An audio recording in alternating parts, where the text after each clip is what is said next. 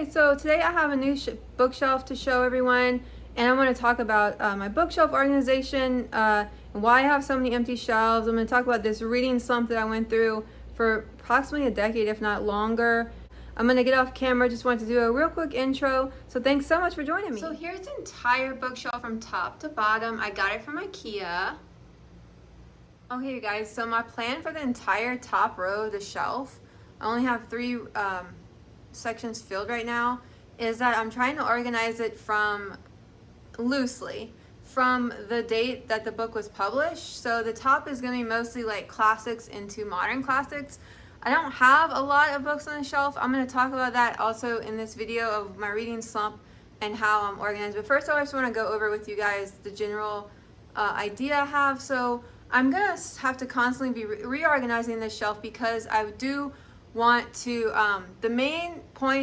my main goal of this shelf is to have everything organized by date. So some of the dates are a little bit out of order because I wanted some of the authors to be together, but you get you get the point. Okay, so honestly, the oldest book I have, I think, was written by Jane Austen. Okay, so that's like the top shelf, which is top two shelves, which is like classics. I included children's classics. I was going to separate them, but for the children's classics, I decided to go ahead and put them with adult classics because to me, classic literature is classic literature, whether the intended audience was maybe children, maybe not. Yeah, I know the age of protagonist and everything. Okay, so I have everything loosely by date from, like I said, classics all the way into modern classics. So then when I get on the second shelf, this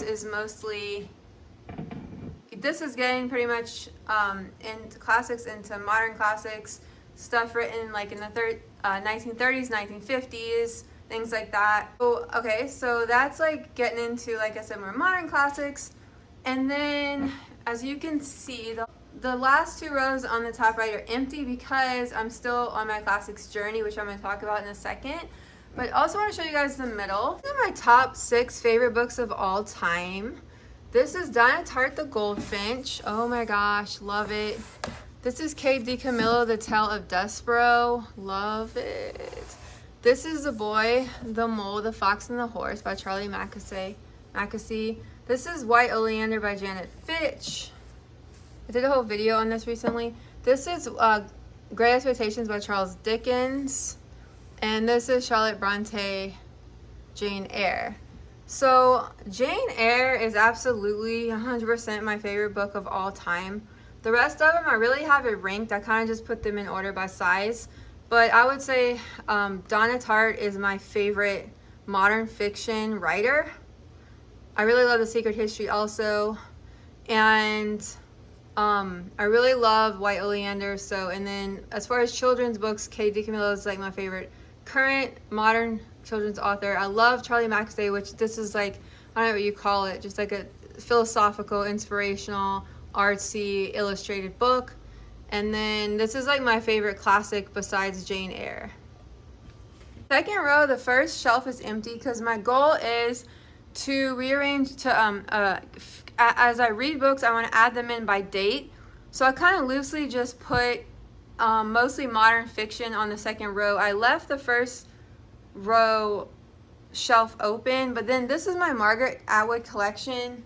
I really love The Handmaid's Tale. I haven't read it in years. It's on my list to reread.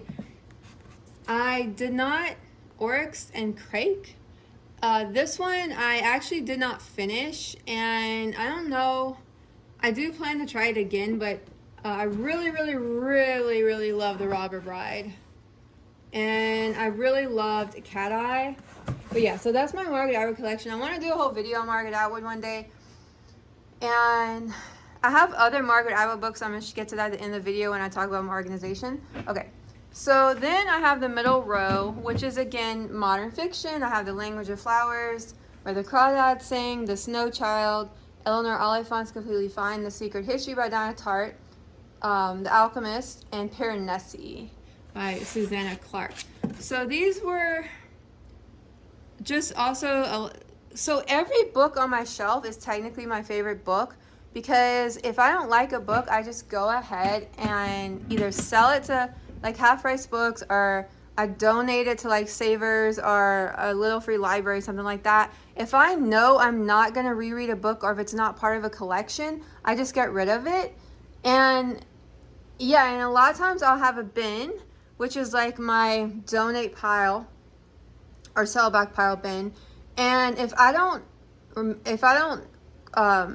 grab that book before I have to go to the store and donate or sell it, that means that I really don't care. And like usually sometimes when I go to sell or donate that pile, I'll re-go through the books. I'm like, okay, do I really want to reread this? Do I not want to reread it?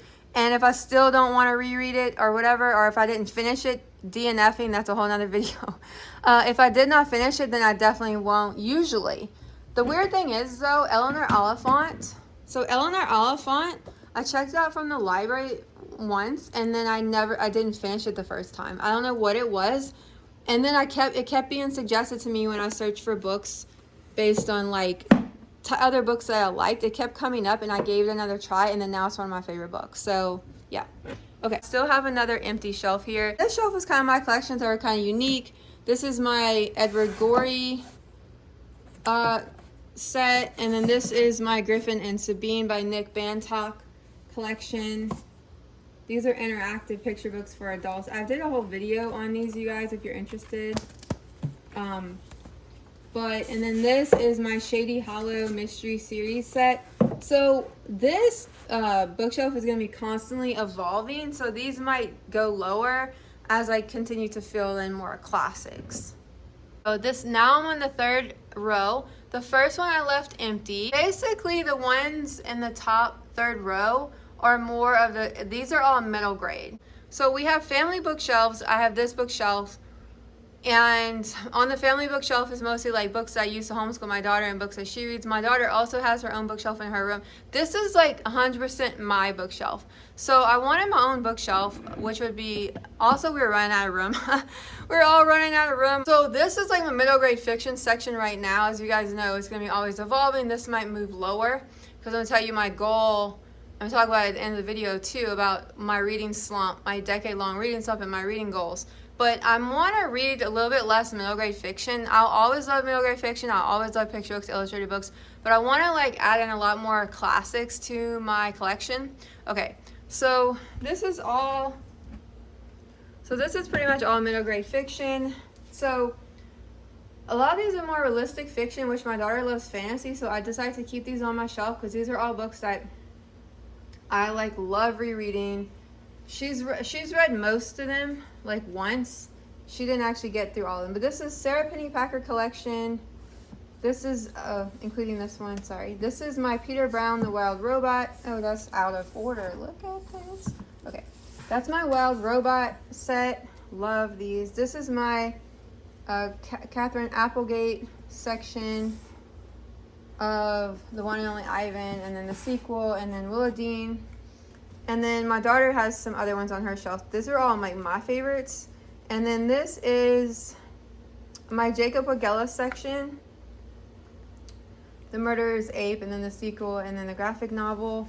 This is my Kate DiCamillo section. And as you guys noticed, I did have one pulled. That's one of my favorite books of all time, which is The Tale of Despero. But okay, so this is my Kate DiCamillo section. So Kate DiCamillo is my favorite children's novel writer. She's my favorite children's fiction author at the moment. Lauren Woke, I love, and you know, of course I love Catherine Applegate and Sarah Pennypacker and Peter Brown and Jacob Wigella. Jacob Wigella, I'm really not sure if these are YA. I said middle grade, but to me, a lot of different ages could read.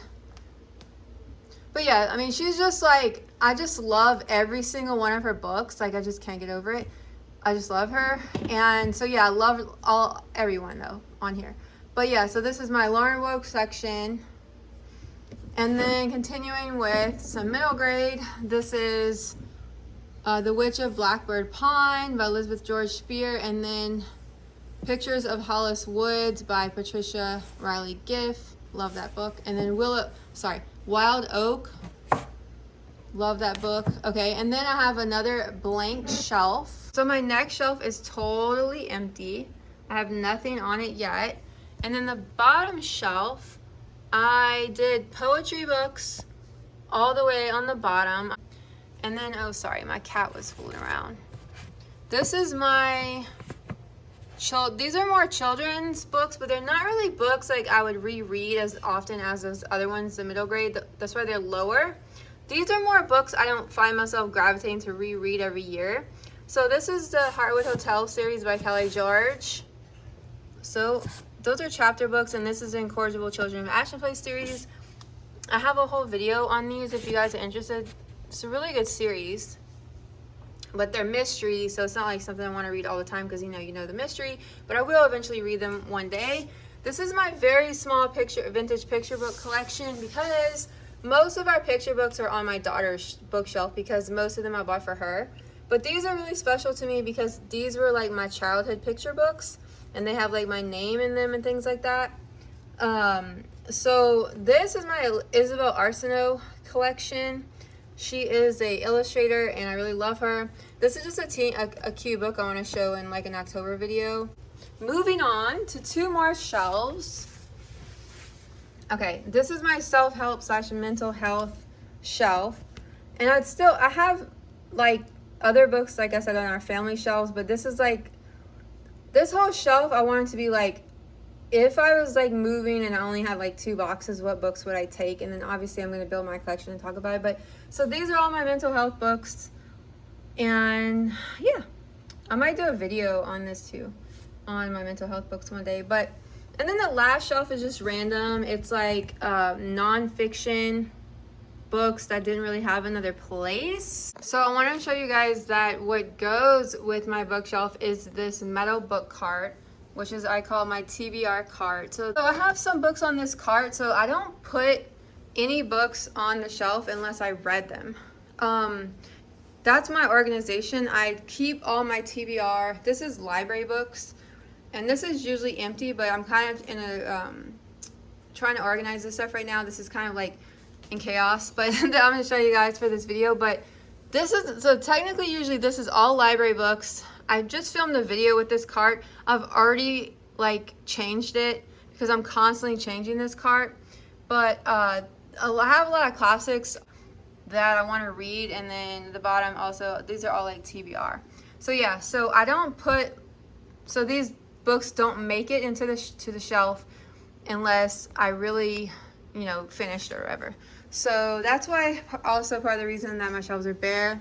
But I also want to talk about my other idea that I had for when I got this shelf. I actually got this table, which was supposed to be like a footstool, but it was actually way too high. And so I just kind of put it on the side of the bookshelf. And those are going to be, that's going to be where I put the books I read, I finish at the end of each month. So they'll go here, and then I usually do like what I finish at the end of each month video, like what I read each month. And those will go here, and then they'll go on the shelf. Okay, so my goal is to fill this shelf with books that I love and more classics. I really want to read more classics and more like adult fiction, like kind of writers that I never heard of. Maybe like just try different things. And I've been kind of focusing on my daughter's reading for the past, she's 10, so I guess 10 years. And now she's way more of an independent reader. She kind of finds her own books. I don't like have to find books for her as much. Like, she knows what she likes to read. And so now I want to focus a little bit more on my reading. And so the reading slump, when I was in college, I read a lot of classics, and I did a lot of like assigned reading and things like that. And then, by the time so when I was a kid, I read a lot. I went to the library a lot. I didn't own a lot of books. I had like picture books, but I went to the library a lot. But then when I got like middle school age, I kind of also had like a reading slump, if you want to call it that. I did sports, I did like track, and I didn't really focus on reading. So I really didn't read a lot in middle school, like nowhere near what my daughter has read or reads, nothing like that. So, but I always loved books and liked reading. But then high school, the same. I did not, read in high school very much, only like what I had to. When I got to college, I like all of a sudden started reading a lot and things like that. And so a lot of it was like assigned reading, but a lot of the books that I found to be books I really love, like Mrs. Dalloway and like, you know, just many other books I actually discovered in college. But then when I got out of college, I had like multiple jobs. You know, I just was focused on like work and school. I went to grad school for a little while. I worked on like certifications. I did different things. And so again, my reading really suffered after college. Also, I think I was really burnt out from, you know, like reading so much during college and doing so much in art school because I studied visual arts. And so I just like focused on work and things like that. So I really think it's almost over a decade of a reading slump from like, I could say my really like, I don't know, like after college, if you don't count college reading, after college, when I graduated from college, I was in my early 20s, and all the way through my early 20s to my like, I'd say like early 30s, over 10 years, 20s to 30s, whatever, I didn't really read a lot, like, because then when I was 30, I had my daughter, so I focused on her reading again. I bought her board books, I bought her picture books, we went to bookstores, we always went to the kids section. Like, I just, like, did not focus on my reading. Like, I would go to the library, but then I would just go to the kids section. And I didn't really buy a lot of books for myself. And so, yeah, so I think, like, just the fact of focusing on my daughter, focusing on work, focusing on school, reading, things like that, I just did not do a lot of my own reading. So then I would say my reading did not really start back up again. I read here and there. Like, I did kind of read some Margaret Atwood books in my 30s, but I really didn't make time for reading. It wasn't part of my schedule. You know, now, like, I pretty much read while I'm eating breakfast. I have a book stand. I'll show that at the end if you're interested. And so, yeah, so I just realized that I want to start reading more classics. I want to start reading more modern fiction. I want to still always read middle grade, but not as much now that my daughter is kind of on her own path. And so I think I talked about the reading slump enough. But so then, like I said, so then in about like 2018, my reading kind of started up again. A little bit before the pandemic, another thing I want to mention, why my bookshelves could possibly be empty. These aren't all the books I read in my life, because I donated and sold a lot of books when we moved in 2018. So in 2018, even though, like I said, I had a big reading slump, I still owned way more books. Like, a lot of books I read in college, or the ones that I bought and didn't read, or maybe read, but so those got donated or sold because when we left to go to Washington, we didn't want to take like a bunch of books with us. So I do regret, kind of, but not really. Actually, these two books, this book I can recommend to you if you're like wanting to get rid of a lot of things. Sorry, the cover is kind of dirty, but it was in a box and I don't think I ever cleaned it. But this is Goodbye Things. And it's the new Japanese minimalism. I read so many minimalism books when we were moving to Washington from Texas, and this was the best one I read by 1,000. I highly recommend it if you're interested in minimalism.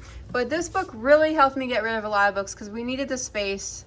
We just, we didn't have a moving truck or anything we didn't have movers or anything like that. We didn't really have like a bunch of moving trucks or anything like that. We just had one big truck, and so yeah, we downsized. So I got rid of a lot of books. That's another reason why these shelves are empty. Then, when we were living in Washington, I got this book, This Is Where You Belong by Melody Warnick, because I just did not, it says like finding home wherever you are. I really didn't feel like Washington was home to me because I missed my grandmother who lives in the South, and I missed the weather. I just missed a lot of things, and we ended up moving back from Washington State to Texas in 2019, the end of 2019. So then I had to start rebuilding my book collection all over again from 2018. After we donated, sold it all, and then I got back to Austin, Texas, like I said, 2019, 2020-ish. And then I slowly started building up my collection and reading a lot more during the pandemic. And since the pandemic, I've really upped my reading. And now I'm starting to just rebuild everything again and focus, like I said, more on those adult fiction books and classics. And yeah.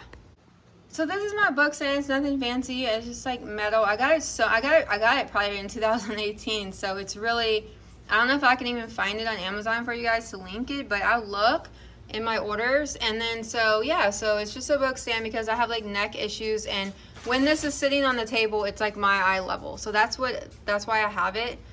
And it's adjustable. It's not like the best quality, but it's like adjustable. It like tilts. I know they have like wooden ones and things like that, but yeah, it works for me. And so otherwise, I just want to say thanks so much for watching my video.